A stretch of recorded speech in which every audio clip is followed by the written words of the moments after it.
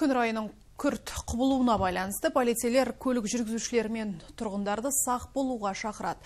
Сонымен қатар синоптиктердің айтуынша бұл ауа райы алдағы уақытта сақталатын көрінеді. Кешенің өзінде 26 жол көлік оқиғасы орын алған. Облысымызда суға ауа райы қанша күн сақталады? Тілшіміздің бейнематериалында. Гоголевский мост. Подняться не могут. Интернет желісін қолданушылардың жіберген мына видео көрінісінен көліктер тайғақ жолдың салдарынан соғылысып жатқанын көруге болады. Тіпті орындарынан қозғала алмай жатқандар да жетерлік. Себебі қарағандылық жүргізушілер қысқы дөңгелектерін жазға ауыстырып үлгерген. Люди уже переобулись. Жүргізушілер жазғы дөңгелектерін ауыстырған. Енді арақашықтық ұстап, ақырын жүру керек. Очень тяжелая обстановка на дорогах.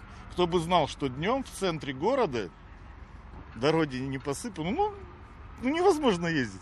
В такой обстановке очень... Ауа райы қолайсыздық тудырды. Жол көлік оқиғалары да бар. Бірақ тығырықтан шығуға тырысып жатырмыз. Оставляйте свои машины. Так вообще не варик ездить. Lexus пытается, Морс вообще никакую. Ал Қарағанды облыстық ішкі істер департаменті мәліметінше, бүгін 20-дан аса жол көлік оқиғасы орын алған. Абырой болғанда зардап шеккендер жоқ, дегенімен қолайсыз ауа райы кезінде тұрғындарды сақ болуға шақырады. Ауа райының күрт өзгеруіне байланысты жол патрульдік полициясының жұмысы күшейтіліп, барлық бағыттағы жолдар кез келген көлік түрлері үшін жабылды. Полиция жүргізушілерге жолда жүру ережелерін сақтауды және сақ болуды сұрайды. Антарктикалық жағалауынан келген оңтүстік батыс циклон қардың түсуіне алып келді. Облыс бойынша күндізгі ауа райы 0 градустың шамасында болса, түнде сынап бағамы -7-ні көрсететін болады дейді мамандар.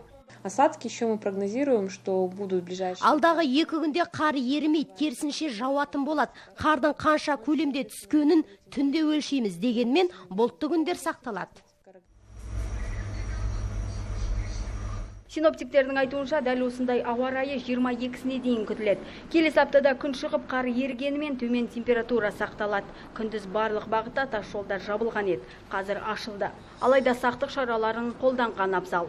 Аймас Ағатай, Ернұр Жомарт, Роман Капулов, Сарыарқа телеарнасы.